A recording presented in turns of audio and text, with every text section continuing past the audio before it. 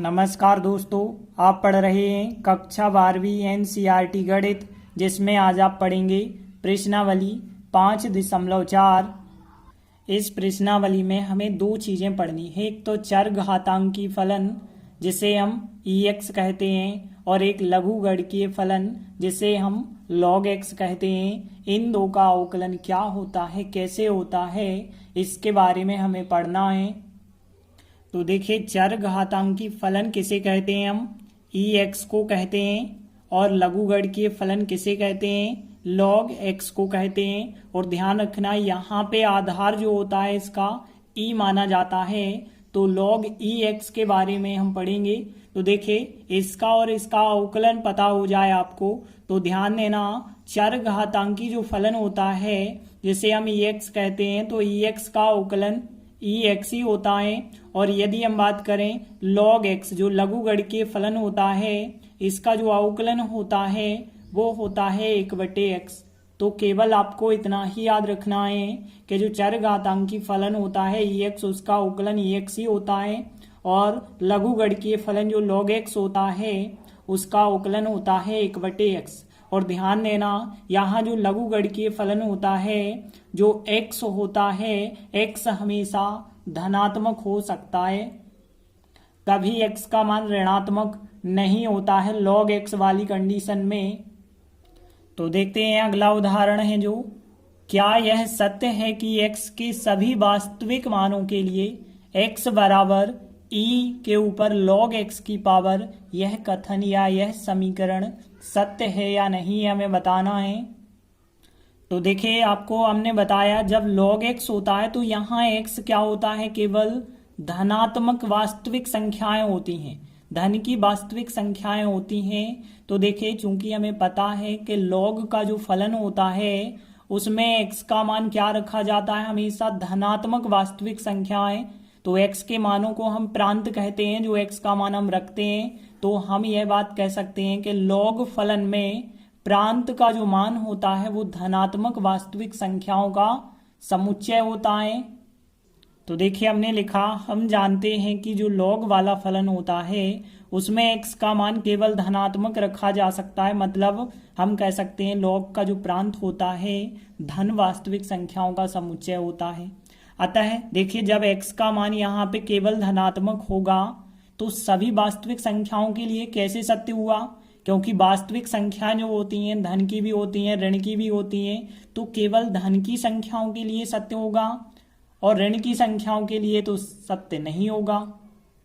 तो देखिए, हमने लिखा, अतः जो हमें समीकरण दिया गया था ऋण संख्याओं, जिसे हम धनेतर भी कह सकते हैं, उन ऋणेतर जो ऋण की संख्याएं होंगी उन संख्याओं के लिए सत्य नहीं होगा। तो देखिए, पता तो हमें यहीं पे चल गया कि यह कथन जो है सभी वास्तविक संख्याओं के लिए सत्य नहीं है। फिर भी यदि आप थोड़ी सा और करना चाहते हैं तो जो भी हमें फलन दिया गया है, मान के चलेंगे इस फलन को हम y के बराबर। तो देखिए, y बराबर यदि हमने माना है e log x की पावर लगी है इस पे। अब ध्यान देना, हमें पता है जहां y का जो मान होता है वो हमेशा 0 से बड़ा होता है, मतलब धनात्मक होता है किसी भी फलन का मान। तो देखिए, यहाँ y बराबर e log x है। अब ध्यान देना, यदि हम दोनों पक्षों का log ले लेते हैं तो देखिए यहाँ पे log लिया जाएगा तो log y हो जाएगा। यहाँ पे यदि आप log लेंगे तो log e पे log x की पावर रहेगी। और आपको पता है कि यदि कोई घात होती है तो वो घात आगे आ जाती है। तो देखिए, log x जो है आगे आ जाएगा, बाकी क्या बचा होगा, log e बचा होगा। और log e का मान 1 होता है, तो यहाँ पे 1 रखेंगे, 1 इंटू log x करेंगे तो log x आ जाएगा। तो देखिए, log y बराबर log x, log से log आप काट दें तो y बराबर x हमें प्राप्त होता है। देखिए, जब y धन का था तो x भी धन का ही होगा। यहाँ पे पीछे आप कारण भी लिख सकते हैं कि log यदि m पे n की घात है तो घात आगे आ जाती है log m। यहाँ पे यह नियम हमने लगाया, घात आगे आ गई। फिर इसके बाद log e का मान 1 होता है, तो 1 हमने यहाँ पे लिखा है, तो यहाँ 1 इंटू लॉग एक्स हो गया है, और log से log काट दिया जाए तो y बराबर x हो गया है। मतलब हम कह सकते हैं कि आता है x जो होगा 0 से बड़ा होगा, क्योंकि y 0 से बड़ा था तो x 0 से बड़ा होगा, मतलब x का मान केवल धनात्मक होगा। तो देखिए फिर हम कह सकते हैं अतः जो समीकरण दिया गया है केवल x के धन मानों के लिए ही सत्य होगा। इस प्रकार से उदाहरण 28 कंप्लीट हुआ। इसके बाद देखते हैं उदाहरण 29, x के सापेक्ष निम्नलिखित का अवकलन कीजिए। देखिए 4 हमें सवाल दिए गए हैं। तो यदि हम पहला सवाल देखें तो पहला सवाल है e के ऊपर माइनस एक्स की घात। तो देखिए हम मान के चलते हैं किसी भी फलन को सबसे पहले तो y के बराबर, तो y बराबर मान लिया जाए e पे माइनस एक्स की घात। अब हम फिर x के सापेक्ष अवकलन करेंगे।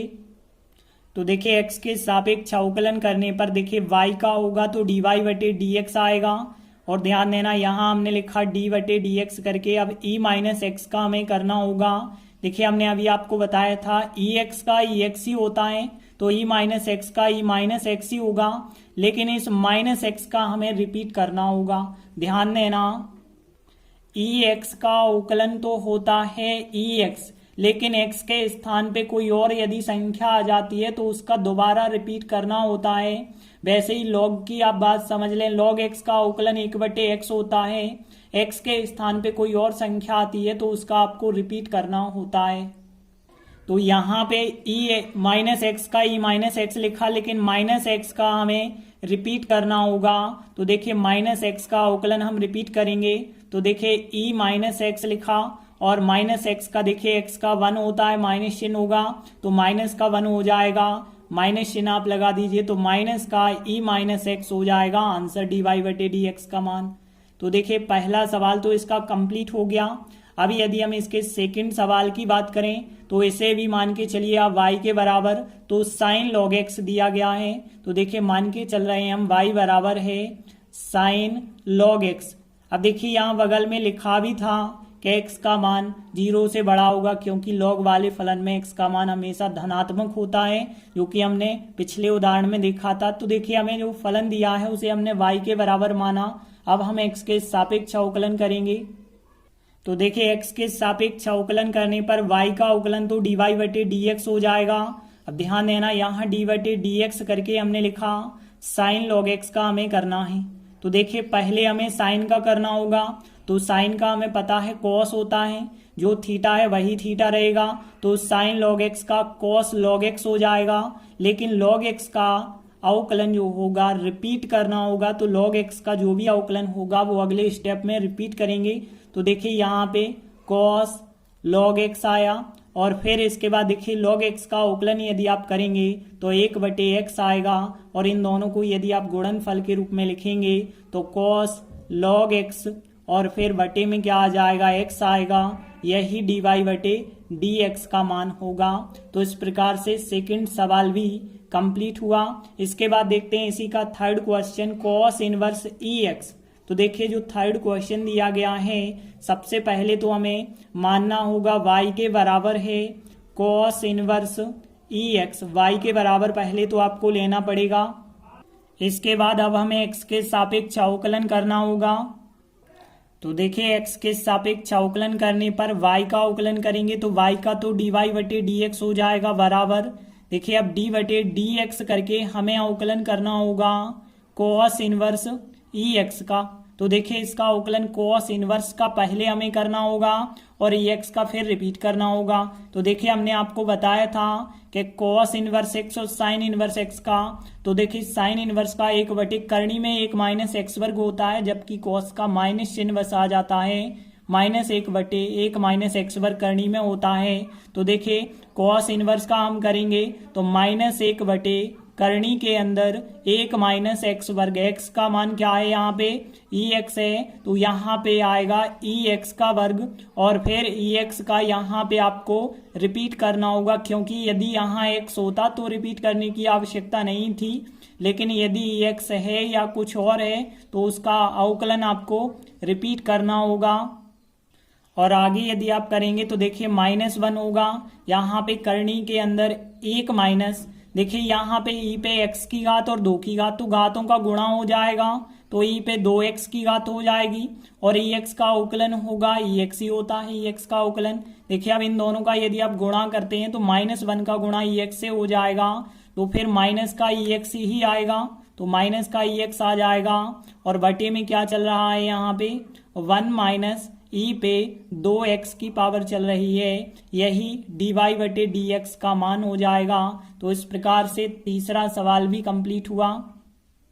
इसके बाद देखिए इसी का चौथा क्वेश्चन देखें तो सबसे पहली चीज तो आपको मान के चलना होता है y बराबर फलन, तो y बराबर है e cos x की पावर और फिर आपको क्या करना है x के सापेक्ष अवकलन करना है, तो x के सापेक्ष अवकलन करने पर तो देखिए y का तो dy बटे dx हो जाएगा बराबर d बटे dx करके हमें अवकलन करना है e के ऊपर cos x की पावर का, तो देखिए हमें पता है e के ऊपर x की घात का वही का वही होता है, तो e पे cos x की पावर का भी यही होगा, लेकिन इस cos x का अवकलन आपको रिपीट करना होगा।